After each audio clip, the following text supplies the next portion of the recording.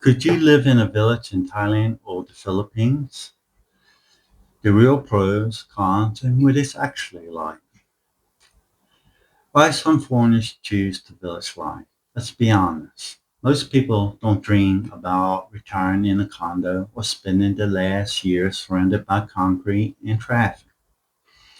They dream about peace, space, community, and more simple life. A life where you can wake up to songbirds singing, not sirens, where you can walk in the market and not fight through the rush hour traffic, where your stress levels drop and your health improves. That dream exists in Southeast Asia, especially in villages of Thailand and the Philippines. And for some, that dream can become a reality. But for others, it can become a nightmare. Why? Because village life is very simple, but it's not easy. It is not always comfortable, and it's definitely not like the West. So let's break it down for everyone to understand. What's really like living in a village in Thailand? Let's start with the pros. One, the low cost of living. In most Thai villages, you can live well on 800 a month. That includes rent, food, utilities, and transport.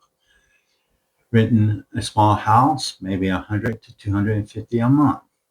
Eating at the local markets often just costs around $1 to $2 per meal.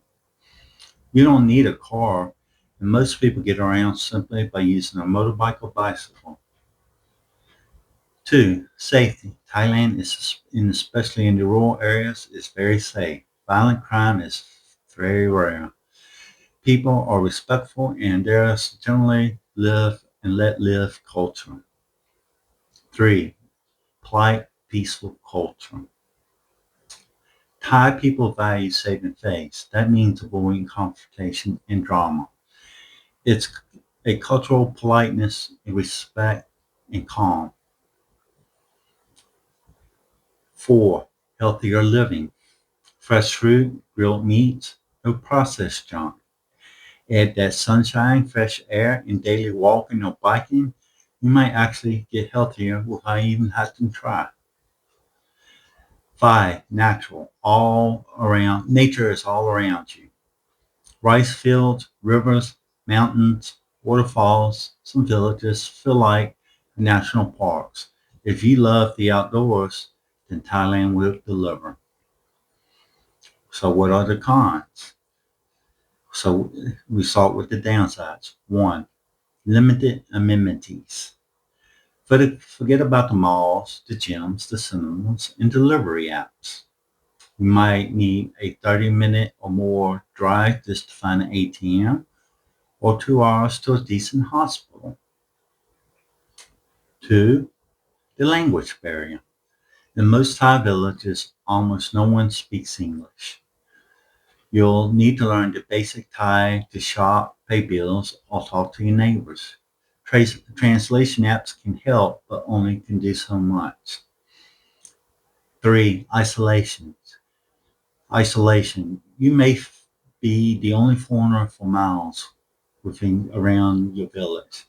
That can feel peaceful to some or incredibly lonely to others, especially if you're single. Four, climate and critters. It's hot, it's humid, there are mosquitoes, ants, sometimes snakes, scorpions, and other creepy crawlies roaming around. And most villages' homes don't have air conditioning. Five, the slow bureaucracy. Government offices move at their own pace. Mail can take weeks. Simple paperwork, prepare for multiple trips. So now what about the Philippines? What are the pros of living in a village? Every Everyone speaks English. This is a game changer. Most Filipinos speak English even in the most remote areas. Communication is easier, relationships are smoother, and paperwork is far less stressful. Two, warm, friendly culture. Filipinos are famously welcoming. They smile a lot, they sing, They help strangers. You'll be invited to birthdays, fiestas, karaoke nights very quickly. Three, strong faith-based community. The Philippines is deeply a Christian country, and it helps if you are spiritual or you're just looking for a value-driven, family-oriented society. Four, low cost of living. You can live comfortably from roughly around 600 to 900 a month. Rent is cheap, food is affordable, and you don't need much to enjoy life. Five, the natural beauty. Beaches, palm trees, waterfalls, rice terraces, mountains. It's like a postcard, and it's right outside your door. The cons? Well, let's start with basic healthcare. Most villages have only public clinics, good private hospitals, often hours away. Two, infrastructure issues. Power outages and water shortages are common. After a storm, you might be without internet for days, or water, or both. Three, bad roads. Many villages' roads are dirt or gravel. When it rains, they flood. Getting around can be very slow, even dangerous at times. Four, no modern conveniences. No Starbucks, no malls, no Amazon delivery, no big grocery stores. You'll be shopping at wet markets and tiny sorry stores. Five, small town gossip. Everyone knows your business. If you argue with your girlfriend, it'll be the talk of the town. People Six, people might expect help. Some locals assume foreigners are rich. They may ask for money or they expect you to pay for group outings. Learn to say no nicely but firmly. Healthcare reality versus the Philippines. Now let's look at the differences between the two. Public clinics available and basic in Thailand. They are in the Philippines. They are available but usually underfunded. Private hospitals in the cities only. Is the same with the Philippines. Emergency response is limited and slow in Thailand. Villages may not insist in local areas and they use cars instead in the Philippines. English speaking staff, rare in villages, often available even in clinics in the Philippines. Out of pocket, out of pocket costs, cheap for locals, pricey for private medical attention. Philippines, public care is affordable and they do have private cash. Bottom line, you will need insurance and a medical plan. Village life is peaceful until you get sick or hurt. Six, you must have 6 months of emergency savings. Let's be 100% clear here. Never move to a village in Asia without having at least 6 months of savings. That's $3,000 to $6,000 minimum. Why? What if you get injured? What if you need to leave suddenly? What if you what if your visa gets denied? What if you break up with your partner and you need to find a new place? No backup, no options, and villages don't often support systems like cities do. Get health and life insurance before you move. Village healthcare is basic. If you need real treatment, you'll need to go to a city and pay cash. That can be become very expensive very fast. You'll need expat medical insurance, emergency evacuation coverage, life insurance if you have dependents, health ID card in the local language. Without this, medical emergency can drain your savings quickly, or even worse. Trusted providers in Thailand is Athena, Pacific Cross, Luma, and I personally have Thai Life. In the Philippines, Field Care, AXA, Cigna Global, or good insurance policy. So, what is the daily life actually like in a Thai village, in a Filipino village?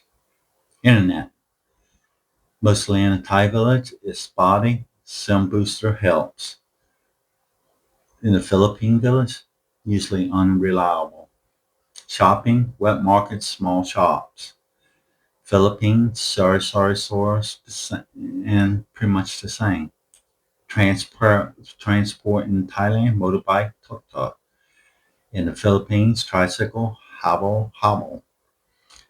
Banking, nearest ATM in town, and the same for the Philippines. Entertainment, markets, temples, and local events. In Philippines, karaoke, fiesta, and church. It is quiet, it's slow, it's basic. If you need malls, apps, or nightlife, you won't last long in the village. Who thrives in the village life? You'll love it if you are retired or financially independent. You have local partner or close community that are humble and don't need to flex, enjoy nature and quiet time. Don't rely, don't have to rely on high speed internet all the time. You'll struggle if you need Wi-Fi for work every single day, right at that exact moment. Can't handle the heat, bugs, or the power cuts. Expect Western services and speed in the village areas. Get frustrated with cultural differences. Hate being the center of attention. 7 pro tips for village success. Visit first, spend at least 1 to 3 months before moving. It is not for everyone. 2, learn the basic language, greeting, numbers, foods. Locals respect the effort that you give. 3, get covered medical insurance and savings for peace of mind. Live simply, don't show off, don't flash your money. Modesty earns respect. 5, say yes to community, join local festivals, weddings, events, be present and involved within the village life. 6, have backup tools, SIM card, power bank, water filters, flashlights, etc. for emergencies. 7, stay flexible. You can always leave, but don't burn your bridges to go back home. My final thoughts. Is a village life right for you? Village life in Thailand and the Philippines isn't about running away from the West. It's about choosing something different. A slower, simpler, more grounded lifestyle. It is not a fairy tale. It is not always easy. But the right kind of person, it can be beautiful human experience, deeply peaceful and even life changing. You won't find the conveniences, but you might find yourself. So I'd like to thank everybody for watching. If you have any questions or comments, please leave them down below. And as always, I'll see you on the next video. And thank you for your time.